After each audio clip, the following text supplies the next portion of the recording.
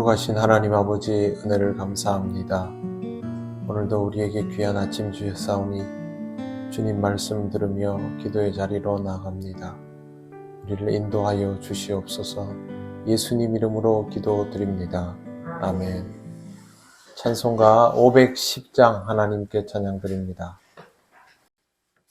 하나님의 진리 등대 길이 빛나니 우리들도 등대되어 주의 사랑 비추세. 우리 작은 불을 켜서 험한 바다 비추세. 물에 빠져 헤매느니 건져내어 살리세. 죄의 밤은 깊어가고 성난 물결 설렌다. 어디 불빛 없는가고 찾는 물이 많구나. 우리 작은 불을 켜서 험한 바다 비추세. 물에 빠져 헤매느니 건져내어 살리세. 너의 등불 돋우어라. 거친 바다 비춰라.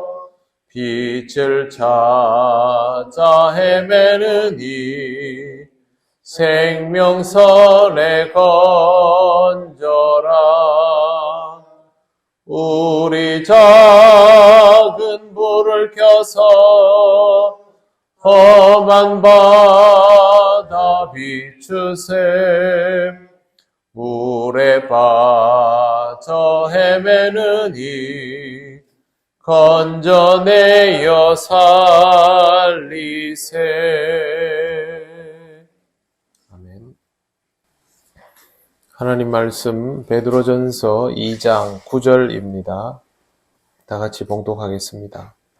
그러나 너희는 택하신 족속이요 왕 같은 제사장들이요 거룩한 나라요 그의 소유가 된 백성이니 이는 너희를 어두운 데서 불러내어 그의 기이한 빛에 들어가게 하신 이의 아름다운 덕을 선포하게 하려 하심이라. 아멘. 네, 오늘 말씀 시작은 그러나로 되어 있습니다. 이 말씀의 의미는 매우 큽니다. 하나님의 말씀에 순종하지 않는 사람들에게는 버린 돌이 버린 것으로 끝나지 않고 인생의 걸림돌이 되어버립니다만 하나님의 말씀에 순종하는 우리는 그렇지 않다는 뜻입니다. 주님은 우리의 걸림돌이 아니라 디딤돌이십니다.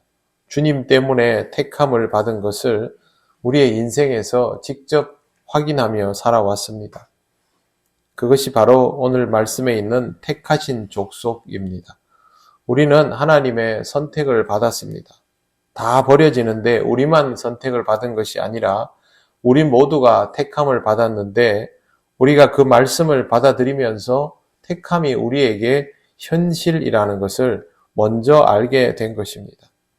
이 말씀을 나만 택함을 받았다라고 받아들이지 말고 우리 모두가 택함을 받은 것에 대하여 내가 먼저 깨달았다라고 받아들이는 것이 좋습니다. 아직 우리 주변에는 택함 받음을 알지 못하는 사람들이 수두룩합니다. 하나님은 미리 택하여 주셨는데 이 택함을 알지 못하는 사람들은 좌우를 분별치 못하고 어리석은 삶을 반복할 수밖에 없습니다. 우리는 구원의 자리를 찾아 안착하고 있는데 그들은 아직도 생명을 장담할 수 없는 천길 낭떠러지 앞에서 눈을 감은 채로 우왕좌왕하고 있는 것입니다. 그렇다면 그들이 택함 받았다는 사실을 알려주고 인도해 줄 사람이 필요합니다. 그것이 바로 택함을 받았음을 깨달은 사람의 몫입니다. 베드로는 그래서 이렇게 말합니다. 너희는 왕 같은 제사장들이요. 왕 같은 제사장이라는 말은 바실레이온 히에라튜마라고 합니다. 이 말을 그대로 번역하면 왕으로서, 왕족으로서 하나님을 섬기는 제사장의 직분을 수행하는 것입니다. 우선 분명히 각인되어야 할 것은 우리가 알고 보니 그냥이 아니라 하나님께서 정하여 주신 이를테면 왕족, 하나님 나라 왕국, 하나님의 왕국의 족속이라는 뜻입니다. 왕족이면 왕족의 기품을 갖추어야 하는 것이죠. 나라를 통치하는 사람이 아니라 나라를 책임진다는 마음가짐이 있어야 합니다. 이게 바로 왕족의 기품입니다.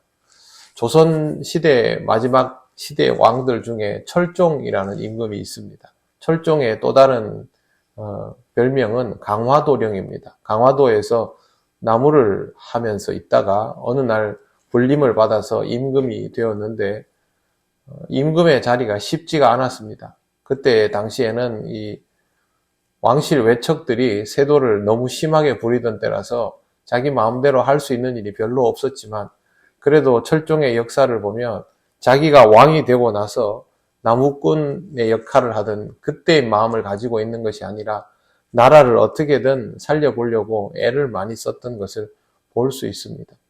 그런 게 이를테면 왕족의 기품이라는 것이죠. 우리가 왕족으로서 하나님 나라의 백성일 뿐만 아니라 이 나라를 주도할 수 있는 사람으로서의 정체성이 있다는 것을 깨닫게 되면 그때부터는 그런 마음으로 제사장의 직분을 수행해 나갈 수 있어야 합니다. 물론 이 말은 이 나라를 우리 마음대로 주도적으로 어떻게 한다는 것이 아니라 하나님의 뜻에 의하여 모든 일들을 할 수 있는 사람들이 되어야 한다라는 것입니다. 제사장의 직무는 하나님의 인도하심을 받아서 행하는 것이고 그것을 여기에서 잘 감당하는 것이 우리 그리스도인입니다. 원래 구약에서 제사장의 직무는 레위인 중에서도 제한된 사람들의 몫이었습니다. 하지만 베드로는 지금 어떤 제한적인 사람들을 말하는 것이 아닙니다. 예수 그리스도를 믿는 모든 사람들을 향하여 왕 같은 제사장이라는 말을 하고 있습니다. 우리는 이스라엘 사람들도 아니고 그들을 같은 사람들일 필요도 없습니다. 하지만 오히려 예수 그리스도를 통하여 택함을 받은 더욱더 온전한 하나님의 백성입니다. 그러므로 구약의 직제를 보듯 제사장의 직분을 제한적인 것으로 받아들일 것이 아니라 하나님께서 나에게 주신 직분이라고 그렇게 받아들여야 합니다. 우리 중에 누군가가 제사장의 역할을 하는 것이 아니라 우리 모두가 왕 같은 제사장의 마음으로 살아가야 하는 것입니다. 그렇게 살아갈 때 이루어지는 것이 바로 거룩한 나라입니다. 우리 모두가 제대로 된 소임을 감당할 때 거룩한 나라, 하나님 나라가 성립이 되고 우리는 하나님의 백성인 것이 확인됩니다. 여기까지 오면 확실하게 보이는 것이 있습니다. 이는 너희를 어두운 데서 불러내어 그의 기이한 빛에 들어가게 하신 이의 아름다운 덕을 선포하게 하려 하심이라. 여기까지 와야 드디어 이 일들이 드러나게 되며 하나님의 살아계심을 사람들이 알게 된다는 것이죠. 우리는 하찮은 사람들이 아닙니다. 하나님께서 목숨값으로 살려놓은 사람들, 그만큼 그럴 필요가 있는 사람들이라는 것이죠. 하나님께 인정받은 사람이면 하나님께 인정받은 사람다운 그런 품격을 갖추며 살아가야 합니다. 그런 의미에서 우리는 세상 사람들과 함께 살아가지만 그들과 절대로 똑같을 수 없습니다. 우리의 모습이 어떻든지 우리가 가지고 있는 지식이 어떤가에 상관없이 우리는 하나님 나라 백성다운 왕 같은 제사장다운 기품을 가지고 있어야 합니다. 그래서 여러분 그리스도인들은 굉장히 품격 있는 인생을 살아야 합니다. 돈으로 치장하는 그런 것들을 말하는 것이 아니라 인격이 품격이 되는 그런 인생을 살아갈 필요가 있습니다.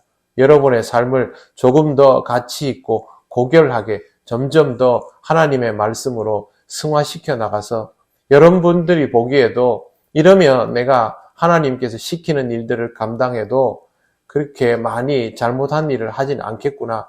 하나님을 내가 기쁘시게 할 수 있겠구나. 그러한 품격을, 인격을 갖추어가는 그런 인생이 되시기를 바랍니다.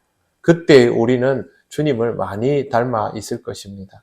기도드리겠습니다.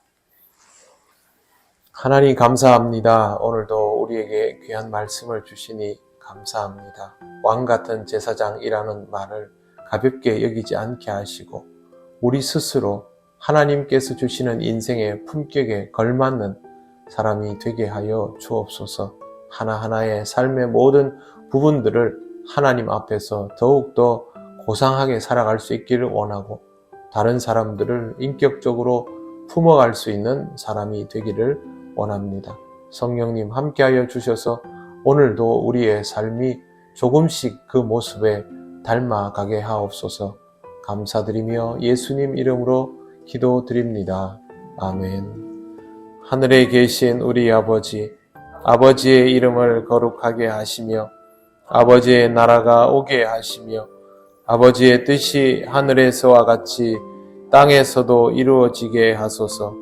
오늘 우리에게 일용할 양식을 주시고 우리가 우리에게 잘못한 사람을 용서하여 준 것 같이 우리 죄를 용서하여 주시고 우리를 시험에 빠지지 않게 하시고 악에서 구하소서. 나라와 권능과 영광이 영원히 아버지의 것입니다. 아멘.